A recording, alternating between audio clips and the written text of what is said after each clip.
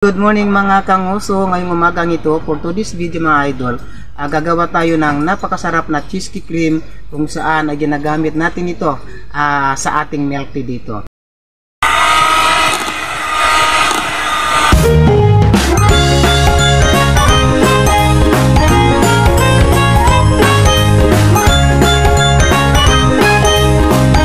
Yan, good morning mga kanguso, ngayong umagang ito for today's video mga idol. Gagawa tayo ng napakasarap na cheesecake cream kung saan ay ginagamit natin ito sa ating milk tea dito. So ngayon mga kaibigan, kung kayo po ay gusto niyong matutunan o gusto niyong malaman ang sikreto ko kung paano gumawa ng napakasarap na milk tea, halika, samahan mo ako hanggang matapos ang video na ito at panoorin mo ito. At siyempre bago ako gumawa ng napakasarap na cheesecake cream, huwag niyo munang kalimutan mag-like, share and subscribe sa aking video. So kung ready ka na, tara, halika na. At syempre, una-una nating kailangan dito ay itong Alaska cream. Pwede kayong gumamit ng iba't ibang klase ng creamer. Pwede nga, depende sa inyo. Ako kasi ginagamit ko po ay Alaska kasi mas madali po siyang tumigas kapag nilagay sa freezer. So kailan po kasi pipresso niyo muna ito hanggang medyo matigas, wag lang masyadong matigas. Yung medyo creamy na siya, medyo matigas-tigas at malapot-lapot ng konti bago niyo po siya gawin bilang cheesecake. So ganito lang po yung gagawin natin. So bibili lang kayo ng Alaska, di kaya kahit anong klaseng krema, pwedeng-pwede na po siya. So ito lang ang gagawin natin. Siyempre gugupitin natin ang dulo. Yan. At ilalagay natin dito sa ating mixing bowl. Ayan, siyempre kailangan mo ng mixing bowl para ito, mixing bowl natin para doon natin i-mix yung napakasarap ang gagawin nating cheesecake cream. Ayan. Yan po. So, mga idol, dyan ka lang, huwag kang umalis kung gusto mong matutunan itong paggawa ng napakasarap na cheesecake cream. Huwag kang umalis dyan. At huwag mong kalimutan din i-like, i-share at i-subscribe yung ating channel idol, ha? Kung nagustuhan mo yung ang video na ito. So, kung ikaw ay interesado talaga, nandito ka sa tamang video. So, ayan. 2 piraso ang gagawin natin ngayon at papakita ko po sa inyo mamaya kung ano ang kalalabasan ng ating ginagawang cheesecake cream. At papakita ko rin sa inyo mamaya kung paano maggawa ng milk tea na napakasarap na milk tea. Yan, step by step tayo mga idol para maintindihan po ninyo lahat at makita po ninyo kung paano po gumawa ng napakasarap na milk tea.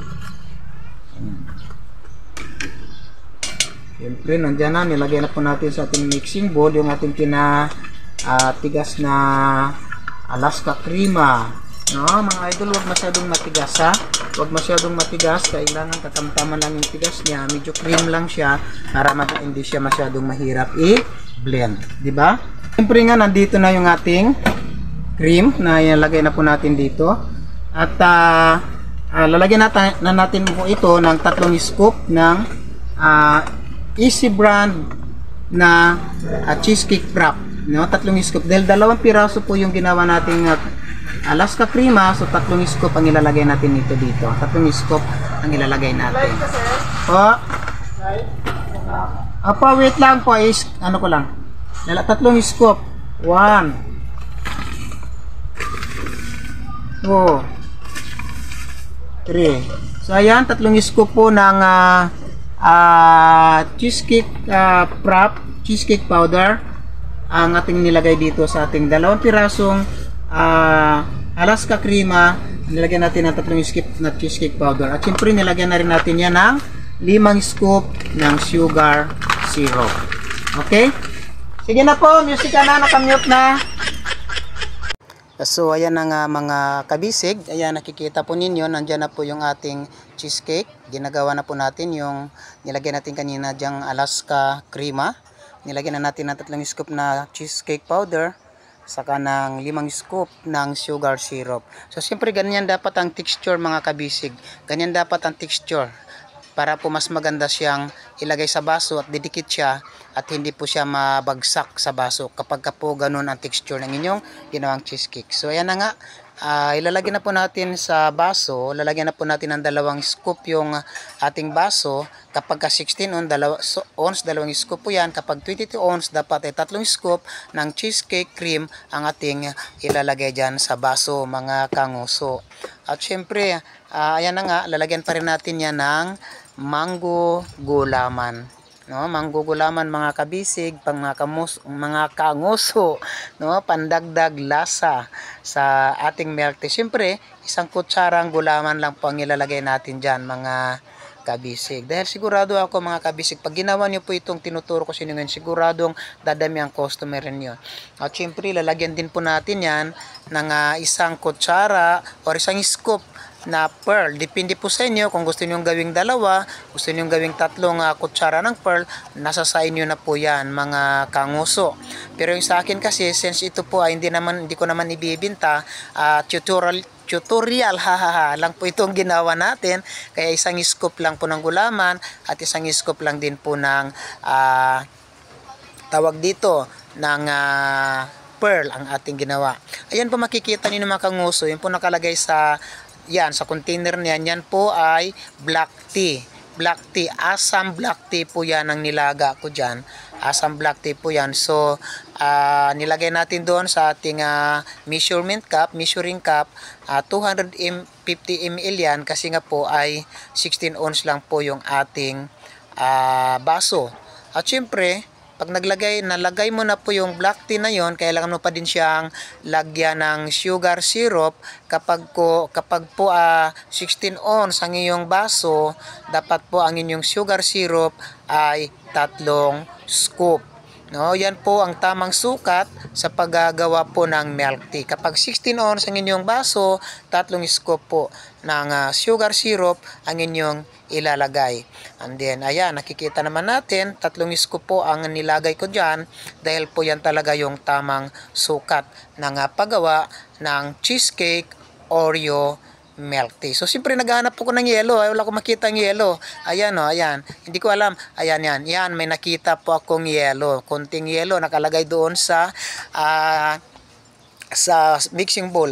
Nakalimutan ko, wala pa pala kaming yelo. Hindi pa pala dumadating yung ice namin wala pa pong nagde-deliver. So, ang crush ice na tira kagabi, yun po yung ginamit kong panglagay dyan sa ginagawa nating milk tea. Mga kabisig, mga kunguso, sigurado akong magugustuhan ninyo mamaya at abangan po ninyo dahil papatikim natin po yan kay Ajita Jala mamaya. At syempre, para lalong sumarap ang inyong mga cheesecake Oreo milk tea, dapat po lalagyan natin ng Oreo mamaya-maya. Lalagyan natin para lalo mag-blend yung sarap ng milk tea, ng black tea sa kanang Oreo. Kasi kung nakita nyo naman kanina, mayroon na siyang gulaman, mayroon pa siyang black pearl, mayroon pa siyang cheesecake cream, at syempre, nilagyan natin ng yelo para mas masarap kapag malamig. Ayan, at syempre, yan na nga, itatap na po natin yung Oreo sa taas ng ating baso. Kinikilig talaga ako mga kanguso, mga kabisig, dahil kitang-kita naman ninyo kung gaano kasarap ang ginagawa nating milk tea. So kayo, kung gusto niyo talagang matutunan gumawa ng milk tea na napakasarap na milk tea, panoorin niyo itong video na ito. At syempre, kung bago ka lang, wag mo rin muna kalimutan mag-like. Syempre, mag-like, mag-comment, share, at higit sa lahat, pindutin ang notification bell para lagi kang updated sa lahat ng videos ko. Ayan, so siyempre kumuha na po tayo ng straw. Muntik pa maputol yung garter ng brief natin dahil ang taas-taas ng nilalagyan ng straw natin. So ayan, tutusok-tusukin na natin ang ating straw. Ayan, so ayan, medyo kinagatang natin dahil wala po tayong gunting, hindi po natin nakita kung saan nakalagay yung gunting. So siyempre ginamit po natin gunting yung ating mga ngipin. Ayan, siyempre ngipin po natin ay parang ngipin po ito ng tigre or ng crocodile dahil sobrang talas. Kita nyo naman, isang kagat lang, talbog yung plastic na nakabalot sa straw, di ba? So ayan, kailangan halu-haluin mo ninyo mga kanguso, kailangan mo nang halu-haluhin dahil nandun sa ilalim ang kanyang tinatawag na palaman. Sa ilalim po yung cheesecake. Ayan, siyempre takaw-takaw, parang unggoy ang mukha. Tingnan nyo naman mga kabisig, tuwang-tuwang tuwang-tuwang mama. Sarap na sarap siya, di ba mga kabisig? So ayan, kailan nyo halu-haluin mo na yan, So ayan na nga mga large, medium, mga kangoso, mga kabisig. Andito na po yung finished product natin na cheesecake Oreo milk tea. At syempre papatikim natin ito sa kay kabisig Ajit Adjala. Tikman mo daw kung gaano Hi guys! Good morning! So siyempre ngayon mga kabisig, tikman natin ngayon kung gaano ba makasarap ang milk tea ni Kanguso. Wow. So tingnan nyo naman, kung makikita nyo meron pa siyang cheesecake na inilagay dito na napakasarap sa kanyang cream. Cream ba ang tawag dito? Apa. Yan, tapos sober overload na kanyang cheesecake dito sa top ng kanyang milk tea. So ngayon tikman natin kung gaano kasarap to ha. Legit to, masarap ha? Yes, tikman mo muna. Yes. To taste is to believe. Siyempre bago natin siya titikman mga kabisig ay halu-haluin natin para mas lalong sumarap, diba? Alam naman titikman mo siya na hindi pa nahalo, di walang lasa. Correct. Kailangan halu-haluin mo na. Go. Sip-sip. Oh, anong masasabi mo ngayon, Ajit Adjala? Wala, perfect. Wala ka ibang naan dito sir, diba? Wala. Kasi yung tea, may tea ba to? Opo, tipo yan. Ayan, tea. Tapos nag-mix yung kanyang Oreo na flavor. Yes. Tapos yung cheesecake. Ang sarap mga kabisig. And then meron pa pong laman yan na gulaman saka pearl. Ayan. So anong masasabi mo, Ajit Adjala, sa ating... So ayan, sa mga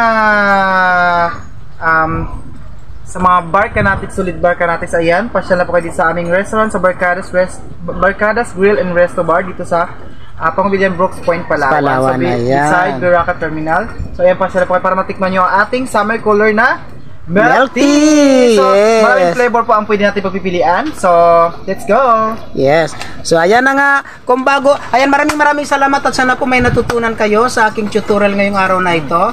At syempre, patunay yan, si Ajit Adjala hindi nagsisinungaling. Talagang sulit na masarap yung ating milk tea dito. So kung ikaw ay interesadong matutunan yung paggawa ng milk tea, panoorin mo ulit yung video na yun, yung tutorial na ginawa ko kanina. Siguradong mabinta yan dyan sa mga lugar ninyo. Yes. At syempre, summer ngayon, yes, magandang negosyo, murang puhunan, malaki ang kita dyan mga idol.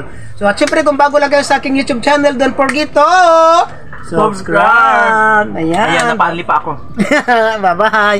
Sige.